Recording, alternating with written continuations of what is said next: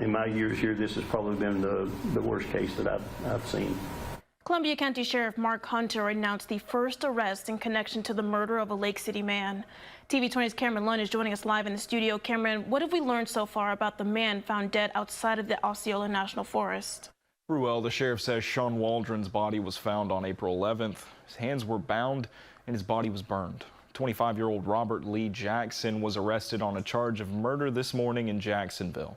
Investigators connected him to this case after Waldron's phone was found on Northeast Buddy Avenue and a home on Maxwell Glen in Lake City was searched. Sheriff Hunter says the spike in violent crime in the community is linked to drugs and gang activity.